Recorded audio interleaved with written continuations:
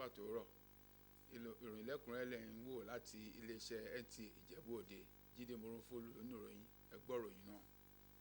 Adarí tí ó dúró re jẹ́ ọ̀pákùtẹ̀lẹ̀ fún ìdàgbàsókè àti ìkọjú òṣùwọ̀n láti tan kàngbọ̀n lágbàáyé fún gbogbo ilé iṣẹ́, láti fi ipò rẹ̀ múlẹ̀ gẹ́gẹ́ bí ilé ìwé ẹ̀kọ́ fásitì ti ètò ẹ̀kọ́ àkọ́kọ́ fásitì Taiṣu láàrin ti ètò ẹ̀kọ́ ìjọba àpapọ̀ tí ó wà ní Ìjagun ní ìpínlẹ̀ Ògùn ti fi ọ̀jọ̀gbọ́n Samuel Ọládípọ̀ jẹ́ vice chancellor ẹ̀kẹfà irúfẹ́ rẹ̀.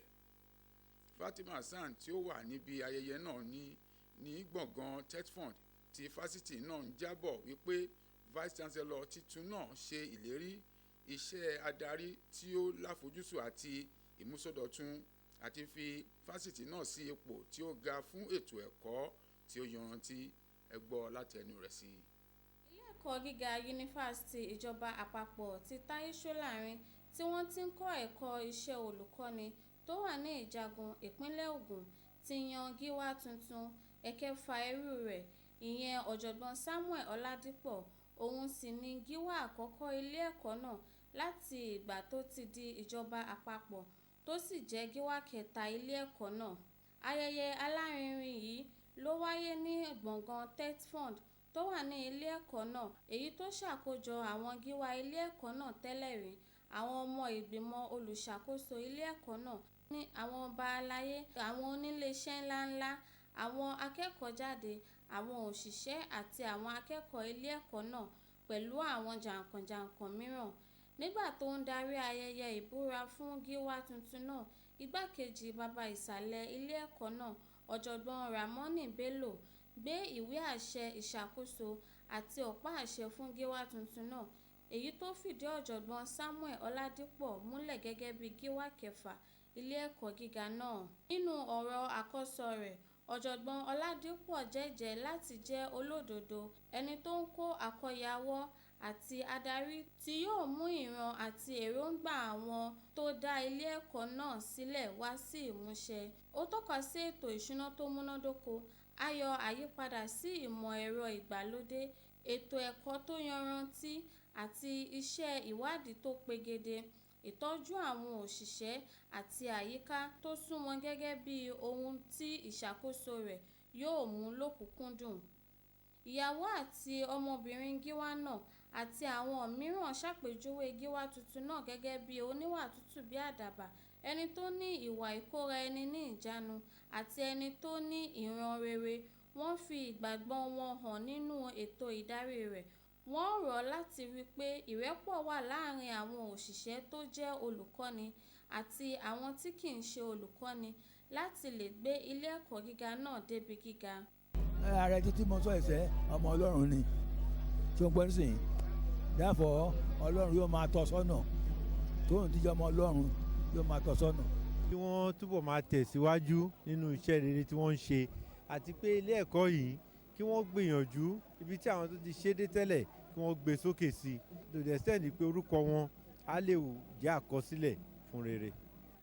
Bákan náà ni àwọn akẹ́kọ̀ọ́ ilé ẹ̀kọ́ gíga náà ṣètò orin àti ijó ìbílẹ̀ tó ṣàfihàn àṣà àjogúnbá orílẹ̀-èdè yìí. Gíwá tuntun náà sì gba ẹ̀bùn láti iléeṣẹ́ NTA Ìjẹ̀bú Òde.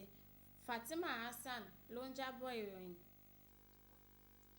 Ìgbìmọ̀ alámùútó ìṣàkóso fún àárín àkókò ìwàjọba ọba Àwùjalẹ̀ ti ilẹ̀ Ìjẹ̀bú, the Àwùjalẹ̀ Interregnum Administrative Council, ti kéde ètò ayẹyẹ ọdún ìbílẹ̀ Agẹmọ ti ọdún 2026 ní ilẹ̀ Ìjẹ̀bú. Ọ̀rọ̀ yìí ni wọ́n fi léde tí akọ̀wé ìgbìmọ̀ náà Olóyè Olúwarántí Òsífẹ̀sọ buwọ́lù, ṣe àfihàn wípé ọdún ìṣẹ̀ṣe ọdọọdún náà ìgbélárugẹ àlàáfíà, ìfìmọ̀ṣọ̀kan àti ìtẹ̀síwájú ilẹ̀ Ìjẹ̀bú yóò bẹ̀rẹ̀ ní ọjọ́ kẹrin ọjọ́ àbámẹ́ta oṣù keje sí ọjọ́ kẹsàn-án ọjọ́bọ̀ oṣù keje ọdún 2026 tí a wà yìí. Ayẹyẹ ọlọ́sẹ̀ gbọọrọ náà gẹ́gẹ́ bí ọ̀rọ̀ náà yóò ṣe àfihàn àwọn àṣà tí ó lárinrin bíi ètò ìbílẹ̀, ìṣẹ̀ṣe Agẹmọ, lọ sí àwọn àlàsílẹ̀ àwọn òpópónà, àfihàn onírúurú àṣà àti ìkórajọpọ̀ àwọn ọmọ ìlú àti àlejò jákèjádò gbogbo àwọn ìlú àti agbègbè pàtàkì ní ilẹ̀ Ìjẹ̀bú. Báǹkì àpapọ̀ orílẹ̀-èdè yìí Central Bank of Nigeria ti gba ìwé ìgbàyè fún iṣẹ́ ṣíṣe àwọn báǹkì tí ó ń ṣe ìrànwọ́ fún kéékèèké òwò microfinance bank bíi mẹ́rìndínláàádọ́ta bẹ̀rẹ̀ ní ọjọ́ kìíní oṣù keje ọdún 2026 tí a wà yìí. Ọ̀rọ̀ yìí tí adúró dípò àdarí ti ẹ̀ka ìbáraẹnisọ̀rọ̀ báǹkì náà Akama Sidi Ali fi léde sọ wípé iṣẹ́ náà ni gómìnà báǹkì ìjọba àpapọ̀ CBN ọ̀gbẹ́ni Ọláyẹmí Kàdóso buwọ́lù lábẹ́ òfin àwọn báǹkì àti ilé ìfowópamọ́ yòókù ti ọdún 2026 under the Banks and the Other Financial Institutions Act 2020 ṣe àtẹ̀lé fún àwọn ilé-iṣẹ́ tí ó kùnà láti kójú òṣùwọ̀n ìṣàkóso ìlànà iṣẹ́ ṣíṣe. Àwọn ìdí náà ni àìní ohun ìní tí ó tó láti san gbèsè, ìkùnà láti kójọ tàbí láti ní ó kéré jù owó ìdókòwò, àìkójú òṣùwọ̀n iṣẹ́ wọn, àìgbà àṣẹ fún títì ilé-iṣẹ́ àti ìkùnà àwọn báǹkì náà láti bẹ̀rẹ̀ iṣẹ́ láàárín oṣù méjìlá tí wọ́n ti gba ìwé àṣẹ ìdásílẹ̀. Báǹkì àpapọ̀ sọ wípé gbígba ìwé àṣẹ ìdásílẹ̀ náà jẹ́ ara akitiyan tí ó ń lọ lọ́wọ́ láti dá àbòbò àwọn olùfowópamọ́, ríró ìfìdímúlẹ̀ ṣinṣin ẹ̀ka ètò ìṣúná lágbára láti rí i pé wọ́n tẹ̀lé òfin. Àjọ elétò ìdìbò INEC ti kàn sí àwọn iléeṣẹ́ ìròyìn àti àwọn akọ̀ròyìn láti léwájú títú àṣírí àwọn tí ń ra ìbò síwájú àti nígbà ìdìbò gómìnà ìpínlẹ̀ Ọ̀ṣun tí ó ń bọ̀ ní ọjọ́ 15 oṣù kẹjọ lára akitiyan àti ìdènà ìwà ọ̀daràn níbi ìdìbò àti láti dáàbò bo ìbò òtítọ́.